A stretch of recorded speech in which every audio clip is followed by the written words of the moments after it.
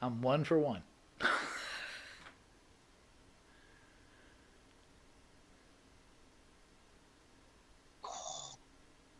I can't think. I shouldn't have blindsided you. I should have given you fair notice. Hey, I'm going to ask you. I'm just curious. I don't want to put you on the spot if you're not sure. I feel like you can learn a lot about a person based on that question. Yeah. I can't. See, I love a good comedy as well. But Oh yeah. It makes it hard to pick because I could pick 5 comedies, I could pick 5 horror films, I could pick 5 mafia films. I could go all day, but pick just 5 out of everything's really difficult. Oh, it's a tough one. I think I need a week to think. It's a tough one. Yeah, I'm not even sure what mine would be anymore. I used to know. When yeah. I was 15, I knew what they were. Yeah, I think if I picked a comedy film, I think comedy for sure, I would pick Princess Bride. Definitely has to be the comedy film that goes with me. That's broad. Yeah. Why is that? Princess Bride? It's good. hilarious. It's great. Oh, okay. No, I agree. It's a really broad film. I wouldn't have thought. Yeah. But it's a great film. No argument. Yeah, you are correct. It wouldn't have entered my mind. But now that Okay. you say it, I got to go, okay, I'm going to have to take an extra movie. About Grown Ups. That's good. Grown Ups. There you go. Yep. But, Man, Goodfellas? so many. Well, Goodfellas would definitely be on my list. That's probably the top of my list. Okay. That's probably, if they dip me down, you can only take one film. I'm like, okay, Goodfellas. Goodfellas. That would be easier than 5. yeah. True. At some point, Star Wars probably would have been in the top 5. I'm not sure it is anymore. Is it bad? Which one? I've never seen a Star Wars film. You've never seen any Star Wars films? No. Now, the first ones are very dear to my heart because I was a kid when they came out. Yeah, And so now I'm an old guy and I don't like the new ones. He got to have a kid later than I did, so he got to opt into the later Star Wars stuff, and he feels more at home with it. It feels alien to me. But the early films, looking back, technologically, awful. But they occupy a place in my heart. Kind of like Purple Rain. I love Prince. Purple Rain is not a great film. It's not well acted, but it holds a place in my heart that it might sneak into that top 5 for me, just based on that. But Goodfellas for all-around good filmmaking. For a comedy, man, I don't know. The Meaning of Life, Monty Python, The Meaning of Life would probably be my choice, just because there's just so much in it. But like as a story comedy, I don't know. I think Elf is one of the funnier films around. Yeah, that's even true. though it's Christmas, the first Anchorman, I think has got lots of solid laughs. I can watch that and still laugh all the way through it. Yeah, that is funny. So I don't know. All right. I don't know either. Yeah, pick your romantic comedy. Pick a romantic comedy. Harry Met Sally. Fools Rush In. Good. All right. Good. Whew. Musical. Nobody on the Notebook, huh? Nobody on the Notebook. Musical.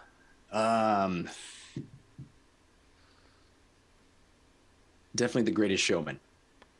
I haven't seen that yet. Haven't seen that one? Yeah. I only saw that one song. That was pretty impressive. Yeah.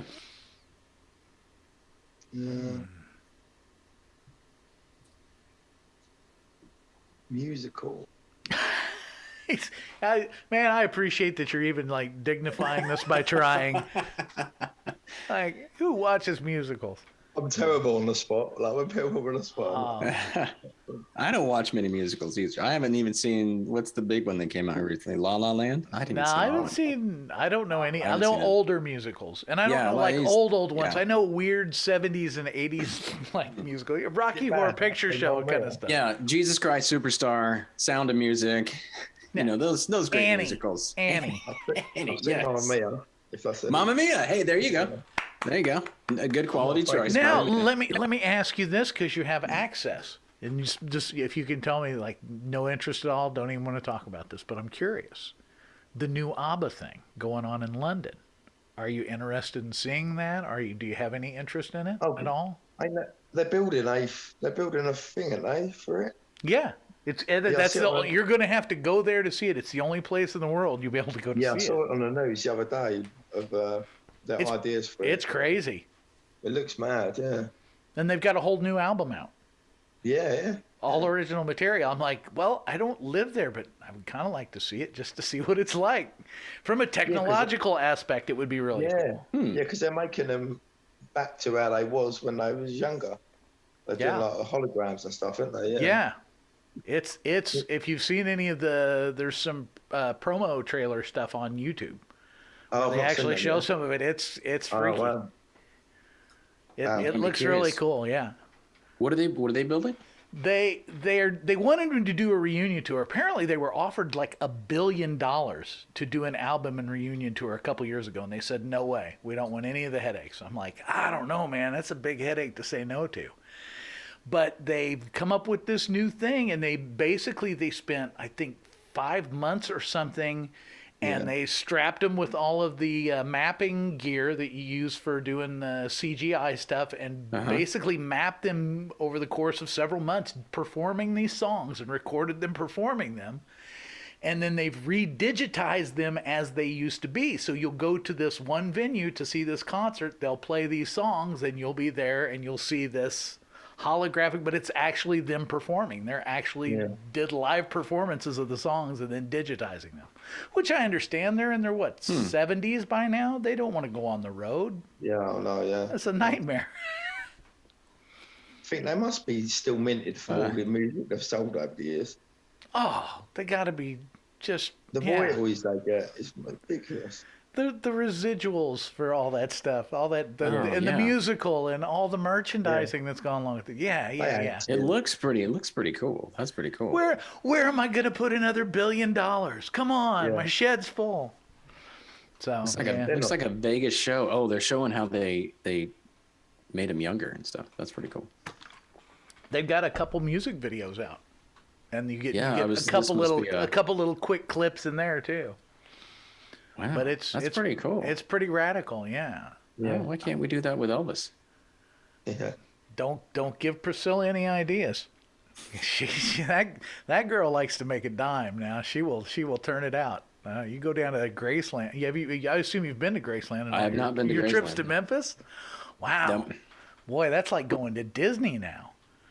Yeah. It's not just the house. There's a whole complex across the street that's got just every piece of memorabilia, everything Elvis ever blew his nose on. And you want the full day pass and you want to go to all the different museums? Oh, get out $100 or $150 or $200 if you want the VIP or whatever. Yeah. Oh.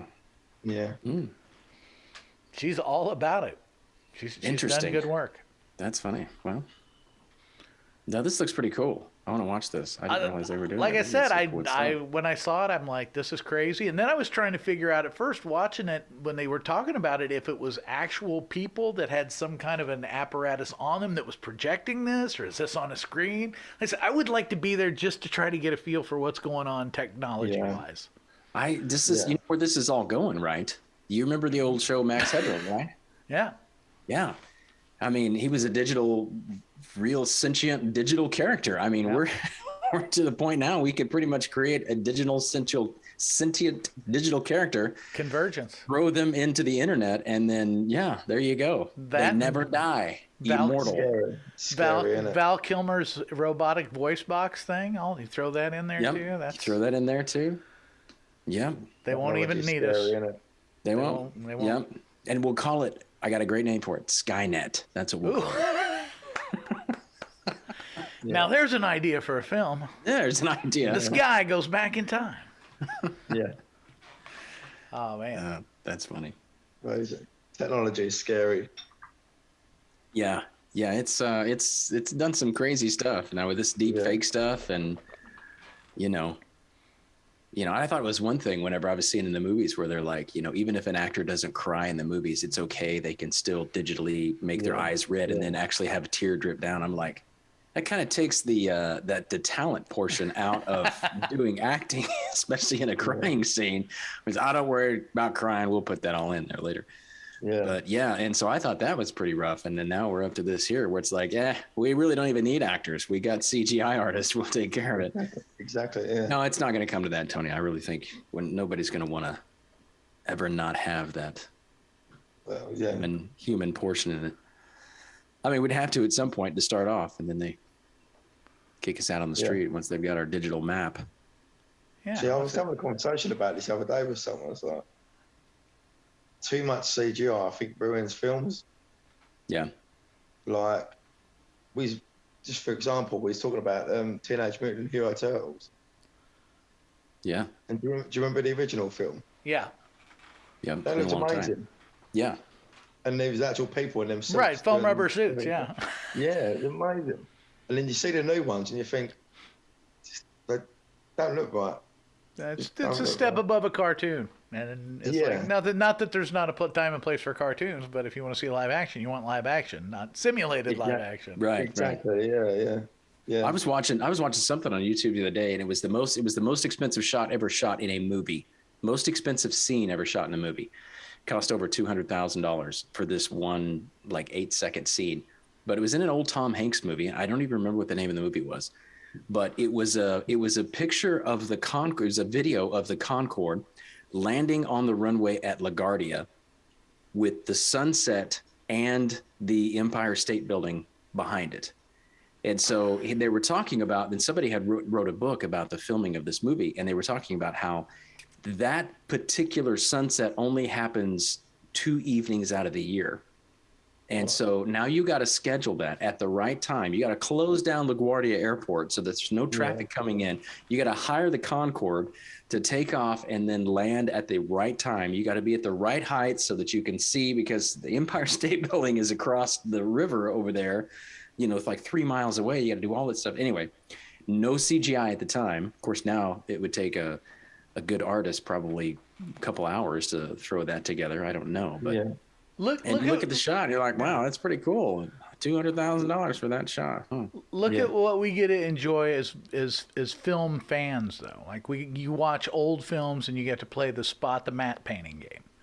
And go, oh, there's the big mountain. It's a painting. And then when we were growing up, it was green screen. You could spot green screen real easily, like Bionic Man and stuff. You could see the outline, like almost like a green magic marker around them.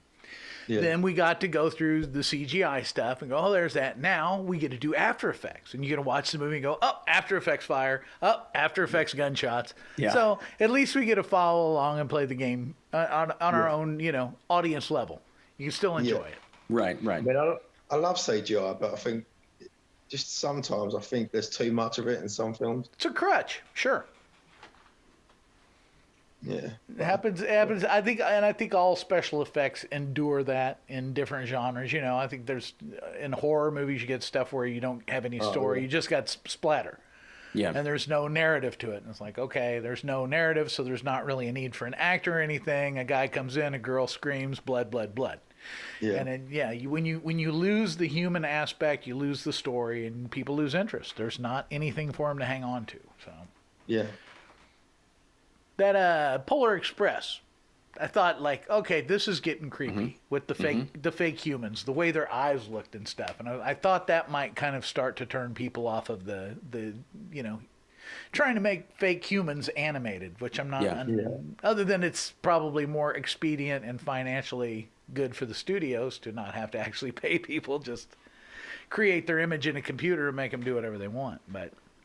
I don't know. It's kind of, we've talked a lot about food and food trucks and food industry in the last couple of months, and the idea of people are really into artisanal things and handcrafted things. And I hope that even in entertainment, I think it is happening in music to some extent, but I hope, like in film and all art, that people kind of get back to wanting something that's more genuine than produced. You can make something look slick, but if there's no content, nobody's interested. Right.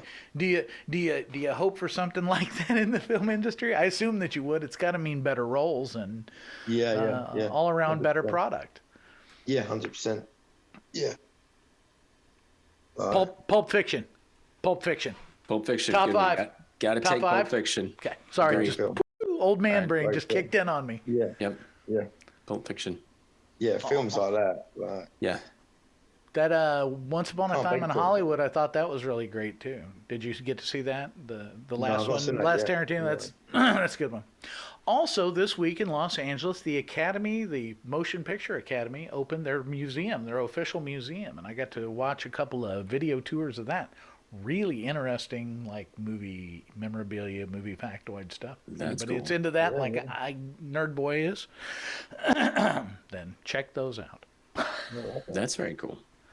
It is. I said, hey, that's cool. You know, if That's you want what to I see the real ruby slippers and junk like that, it's got some of that. But it's got some interesting kind of off the beaten path stuff too that I was kind of like, oh, that's interesting. So this is my report on my field trip to the museum that I took by watching other people's videos. Oh, okay. Whose people's videos were they? Were they your daughters? No. They were like people I follow on YouTube. Oh, okay. Carpetbagger. Oh, that carpetbagger. I like to watch he's just a dude that drives around and goes to tourist stuff and like roadside attractions and real easy watch stuff. He went to it. And then another guy that used to run, this is a little different. This guy named Scott Michaels used to have a business in Los Angeles called Dearly Departed Tours. And he is kind of, what's the word you told me once you wanted to be? The guy that takes care of the curator. A curator. He's kind of a curator of everything Hollywood plus death.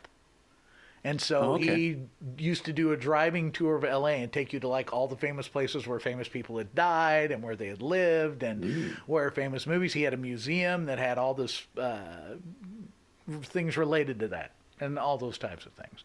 But he did a tour of the museum. He got in because he was a donor. He got in before they actually opened it. So got to see his first. But so different people like that. I'm a little bit of a film nerd, so I watch stuff like that. I watch directors' commentaries, you know.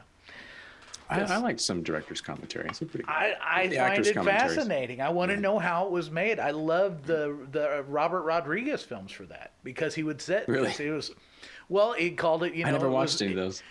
He did guerrilla film school because all of his films from his first one, he won an Academy Award with his first film. He made it on a credit card, $5,000 budget. And everybody in it's somebody he knows. The cars are all belong to people he knew. It was all beg, borrow, steal. He won an Academy Award for that film.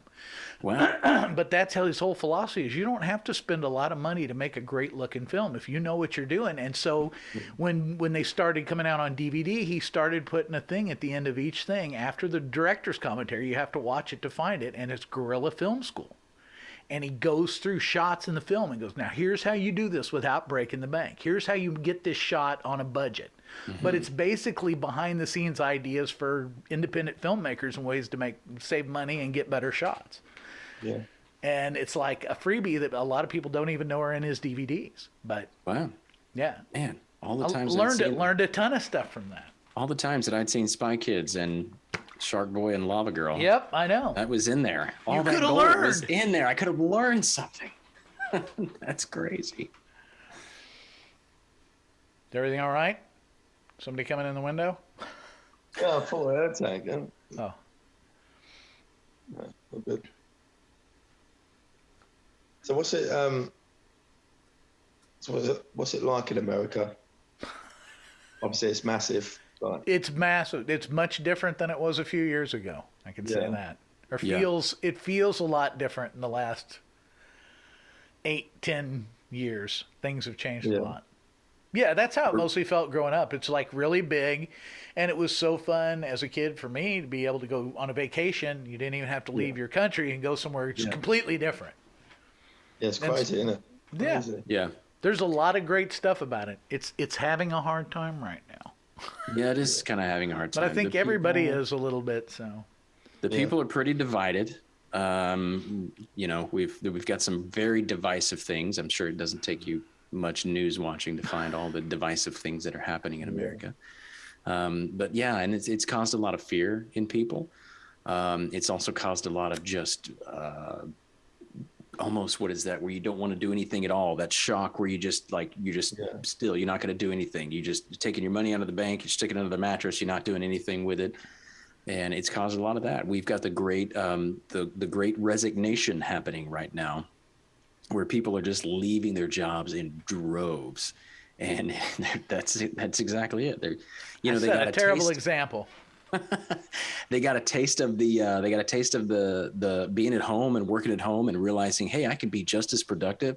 I can do my job at home, and I can still get up and go in and pet the dog for 15 minutes and come back in here and still be uber productive. And then they realized, well, if my job is going to call me back in the office, I'll just leave. I'll go find someplace else. I can do the same thing at home. So for whatever reasons, a lot of reasons, people are just leaving. So, yeah. Yeah. But but it's still, the people are still people. I mean, most people when you talk to, you walk up to, you can have a conversation with, and it's fine. But, it's the bigger cities, the cities that we live in are not very big. They're, 100,000 or so, but, they're the big metropolitan areas, New York and Miami and Seattle, Chicago, some of those places. Yeah. It could be very territorial in those places, both politically and economically as well. So, but yeah, I don't know. Yeah. We'll come back, I guess. Yeah, that's it. Yeah. We'll all come back stronger. Yeah. Yeah. We hope so. Hopefully. Yeah. We'll definitely come back different. Hopefully, that's for sure. Hopefully we'll get rid of some of these people that did some of this stuff, and we won't let them do it anymore to us again. And we'll learn something from it. Yeah. Yeah. I don't know. It could be an awakening. We could be seeing an awakening. Yeah. Let's have one of those. An awakening. Yeah. There are people just going to wake up and go, oh, yeah, that seems really weird. Okay, let's not do that. Let's not vote for that guy. Yeah. Or any of those guys. Or any Get of rid those of all guys. of them. Or women. Yeah. Hey, don't be sexist. Well, there are women that run for office too. I was just saying. We're not putting all the blame on men. There are a few women who have done some things I've heard. I don't know if we're allowed to say that on the internet. I'm pretty sure they're going to shut us down. I think we're going to get shadow banned. You think Any so? minute now. Any minute now. Bring it on. I'm ready. I'm going to stand up for it. You shadow banner. Anything else that we should know? Anything else we should conversate about? Like I said, I don't want to just keep you sitting here. I know it's getting later and later for you, and I want to make sure we've covered everything, and our people who happen to watch and see will go out and check out all your stuff. And yeah, I've got so much more coming. And you gotta keep in touch and let us know, and we want to see it and check out what you're doing. Yeah. So what's the best way? What's the best way someone to check in on you and find out what you're doing and what's going on? Instagram is the only social media I really use. So. Okay. Instagram, and Doug will put that link up. And yeah, that's sure I will. Sure he will. On this official. Yeah. Okay. But we can do another chat anytime. Absolutely, man. Yeah. It's been a lot of fun getting to talk to you. I feel really tired today, but I'll be a bit more lively next time. That's all right. It happens to everybody, man. We understand. I'll make sure I have a nap before. Yeah. No, we understand. Well, let's plan another one for sure at a time that might better suit, and we'll ask you some deeper questions and get in there. Yeah, work on that top 5 films on a desert island thing, because I'm coming back to that. Yeah. Yeah. We'll, and for fun, we'll ask Charlie about his top 5 Christmas films, because he's never seen any. And we had him on. We did a Christmas party podcast and had him on, and we did a trivia game about Christmas films. He didn't know any of them. He was completely out. So I sent him a bunch of Christmas films last year. So hopefully he'll be ready this time. See, I like a good Christmas film. So you got to. Yeah. So hopefully he watched those movies you sent him, Doug. That'd be great. Yeah. Then we can quiz him. No excuses. But yeah, we want to. We'll keep us abreast of what's coming out, and we'll keep it on, and then have you back on in the future, and we'll talk some more. It'll be a great thing. And again, thanks for doing this, man. I know it's a weird setup to get on the internet and talk to strangers for an hour, but we always have fun doing it, and hopefully you did too. So we're so appreciative. We just want you to be yourself, man. It's cool just to get to hang out with you and meet you and.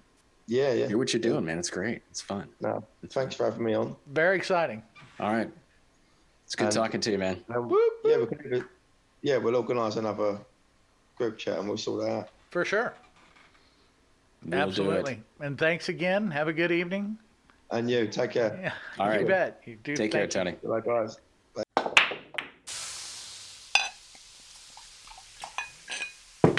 The Gentlementor.